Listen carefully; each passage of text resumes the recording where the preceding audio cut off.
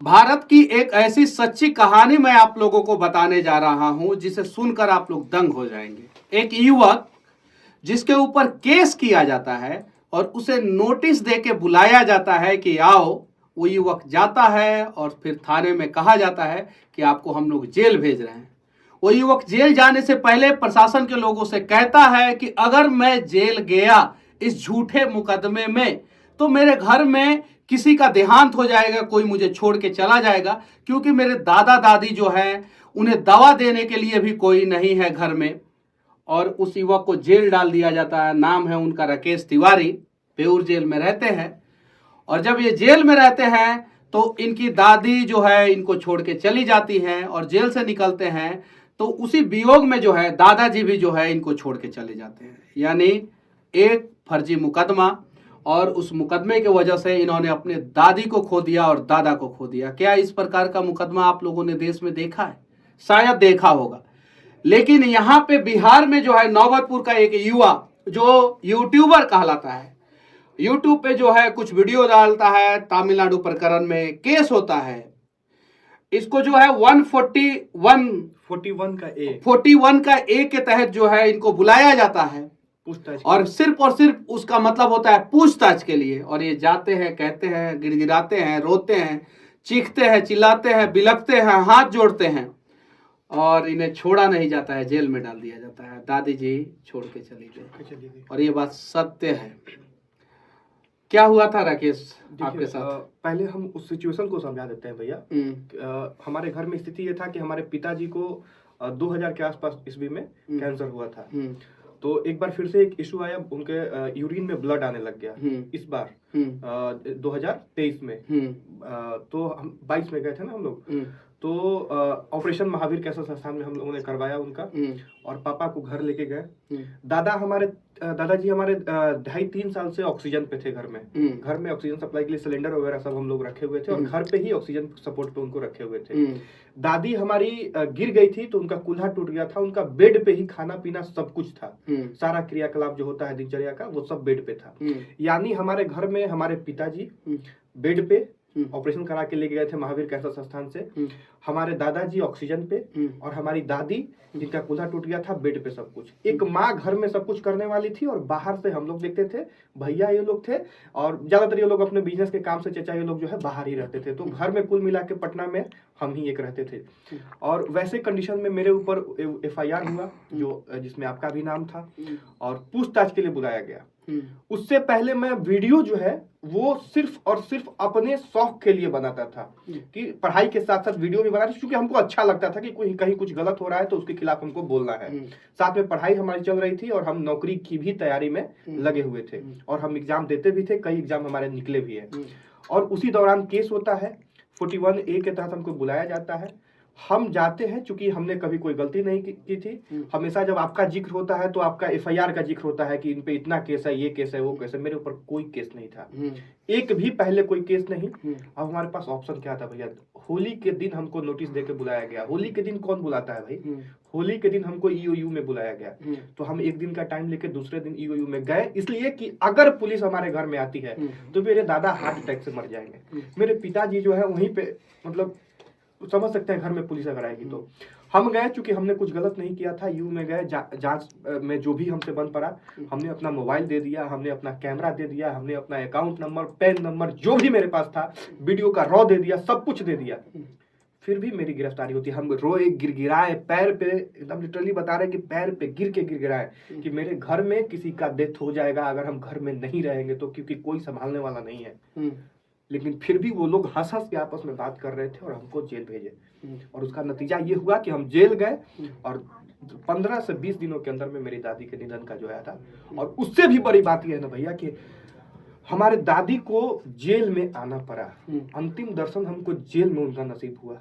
और जो कंधा देने का एक फर्ज होता है, हम वो बदनसीब है ना जो हम अपने दादी को जेल गेट के बेउर के अंदर बुला के और तब हम कंधा लगाए हैं, तब मेरी दादी का अंतिम दाह संस्कार हुआ है। ये स्थिति मेरे साथ हुई है। और आज आप समझिए कि मतलब हमारा कौन लौटाएगा? वो हम 70 दिन छोड़िए, सब कुछ झेल लेंगे, हम लोग झेल लेंगे, लेकिन दादी को मेरा हम अंतिम बार देख भी नहीं पाए जिंदा में दादी को। उसका कौन चुकाएगा? हम आए, दादाजी बेड पे ही थे, ऑक्सीजन पे थे, उनका भी निधन हो गया। एक तरीके से मतलब मेरा पूरा करियर, हम कोई जॉब वगैरह की जो सपना था दादाजी का कि जॉब हो जाएगा, हम बीएड किए हुए हैं, सीटेट क्वालिफाई है, जॉब हो जाएगा, सेटल हो जाएगा, तो हम जॉब भी नहीं कर पाए क्योंकि मेरे ऊपर केस था। हम फॉर्म भी नहीं भर पा रहे थे क्योंकि मेरे ऊपर केस था। और आज अब स्थिति यह है कि अब अगर हम पूरी तरह से बेगुनाह भी साबित हो जाए तो मेरा वो 70 दिन कौन लौटाएगा। और ये हम तो अभी बोल रहे हैं, हमारे पास आप भी हैं या हमारा भी प्लेटफॉर्म है, हम बोलेंगे तो 10 आदमी सुन लेगा, लेकिन न जाने इतने कैसे जो है युवा होंगे ना, उनके साथ ये सब कुछ होता है। ये सब कुछ होता है बिहार में होता है।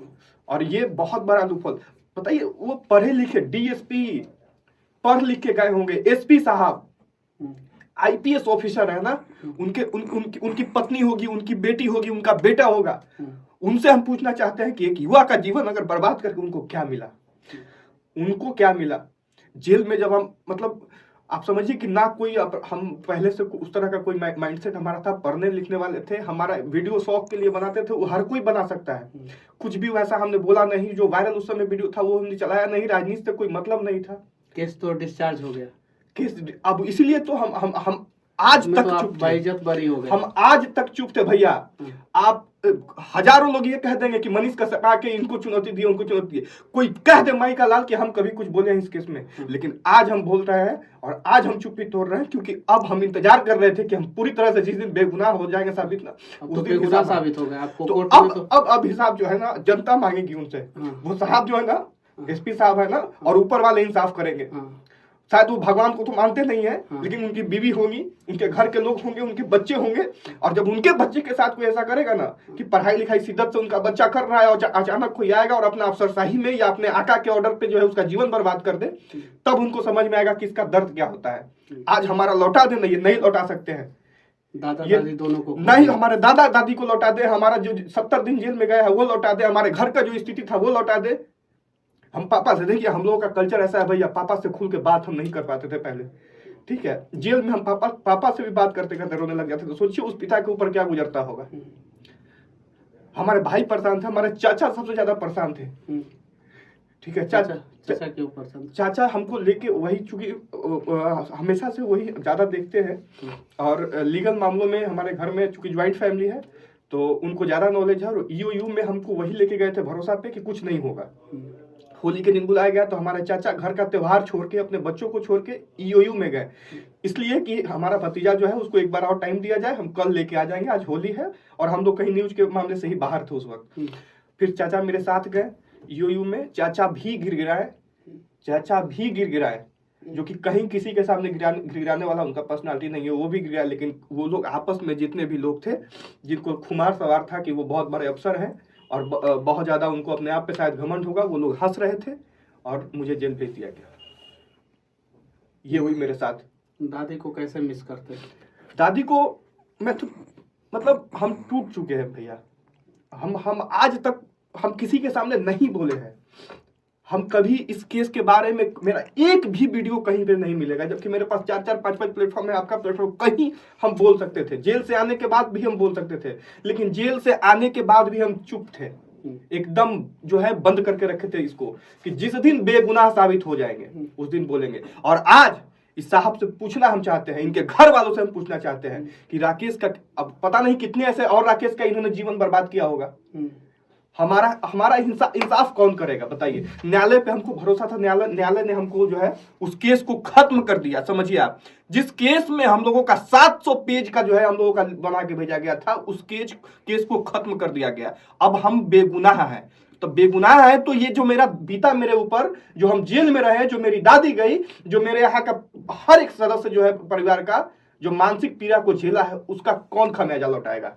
ये हम पूछना चाहते हैं लोगों से, ये पूछना चाहते हैं। बस ऐसे कितने सारे लोग जो है निर्दोष जेल में जाते हैं, जेल में सड़ते हैं, और बाद में जो है वो बाइज्जत बरी हो जाते हैं, और इस बीच में जो है ना जाने वो अपने परिवार के कितने सदस्य को खो देते हैं। और ये जीता जागता उदाहरण राकेश है, जो जेल में गए थे, इन्होंने अपनी दादी को खो दिया, अपने दादाजी को खो दिया, ये अपने पिताजी को भी खो सकते थे। ये गिड़गिड़ा रहे थे कि मुझे जेल में मत डालिए, मत डालिए, मैं निर्दोष हूँ, मैं निर्दोष हूँ, मैं निर्दोष हूँ। मेरे घर में किसी की मौत हो जाएगी, किसी की मौत हो जाएगी, वो लोग नहीं सुने, ये जेल जाते हैं, 70 दिन जेल रहते हैं, जेल से निकलते हैं, कुछ दिन बाद जो है केस जो है न्यायालय में, और न्यायालय जो है इनके साथ इंसाफ करता है और इन्हें बाइज्जत बरी मिलती है। ये जो है केस में जो है मतलब कि इनके साथ इंसाफ होता है और ये दोष मुक्त हो जाते हैं केस में। और भैया हम एक बात और बता देते हैं, हम आज तक ना मोबाइल निकालने गए हैं यूयू से, ना अपना कैमरा निकालने गए हैं, और कुछ हर एक चीज जो हमसे मांगा गया हम दे दिए कि आप निकालो इसमें मेरा गुनाह। हमने अपने आप को वहीं पे सोच लिया था कि हम बर्बाद, हम खत्म, फिनिश, राकेश तिवारी फिनिश। क्या राकेश तिवारी जो है अब बिहार में ऐसा किसी के साथ होने देंगे? कभी नहीं होने देंगे।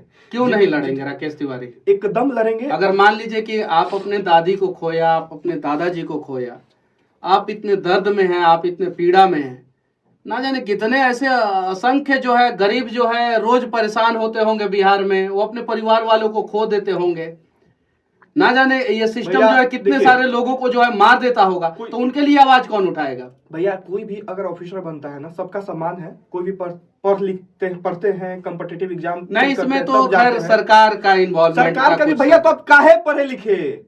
आपका पढ़ा लिखा कहाँ गया? आपको किताब में क्या बताया गया था कि कोई आके आपको जो कहेगा वो करना है, कि आपका अपना विवेक है? आप ऑफिसर हैं तो किसी के प्रेशर में आप काम करें, लानत है ना। आप रिजाइन देके निकल जाइए ना। आपका पढ़ाई कहाँ गया? कोई आके बोलेगा और आप कुछ भी कर दीजिएगा।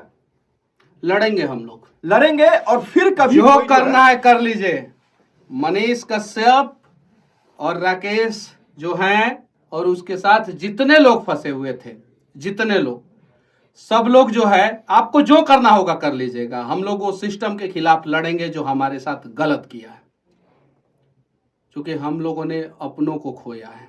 मेरी नानी जो है 4th स्टेज के कैंसर की पेशेंट थी, एम्स में उनका इलाज चल रहा था और उनका इलाज रुक गया। 9 महीना इलाज नहीं हुआ, इलाज रुक गया।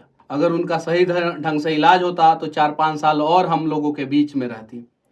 आखिर इन सब के लिए कौन है गुनाहगार? और कुछ लोग भैया जो है ना, जो भ्रम में रहते हैं कि जाति का सोच के ये करता है, वो सोच के हमारे चैनल पे जाके देख लें किसके पक्ष में। आज तक अगर कभी जातिवाद का एक बात भी राकेश बोला होगा ना, और हम लोग चाहते तो जातिवाद कर सकते थे। जेल से निकलने के बाद हम लोग कह सकते थे कि हम लोगों को चुन चुन के जो है सरनेम देख देख के टारगेट किया गया। अरे वहां ये बात कह सकते थे, टॉर्चर किया गया, सरनेम देख के टॉर्चर किया गया। ये बातें कह सकते थे, लेकिन हमने कभी नहीं कहा, कुछ नहीं कहा और आगे भी नहीं कहेंगे, क्योंकि इस आग में बिहार ऑलरेडी जल चुका है, बर्बाद हो चुका है और हमें और बर्बाद नहीं करना है। अब हमें सबको एक साथ लेके चलना है।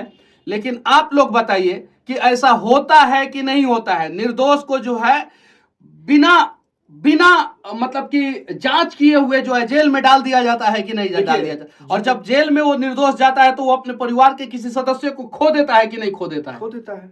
और जितने भी वीडियो देख रहे होंगे सबको हमको लगता है कानून पे तो भरोसा होगा ही, और कानून ने अब निर्दोष साबित जब हमें कर दिया है, तब हम आपसे पूछते हैं, आप मेरे आलोचक रहे, इनके आलोचक रहे, पसंद करते हो नहीं पसंद करते हो, लेकिन एक बात पूछिए कि अगर आपके घर के किसी सदस्य के साथ ऐसा होता कि उसके साथ 70 दिन उसको जेल में भेज दिया जाए या एनएसए लगा दिया जाए या कुछ भी कर दिया जाए, कानूनी कार्रवाई कर दिया जाए पावर का इस्तेमाल करके, और बाद में जब वो निर्दोष साबित हो जाए तो उसका खामियाजा किसको जो है भुगतना पड़ेगा? उसका कौन भरेगा?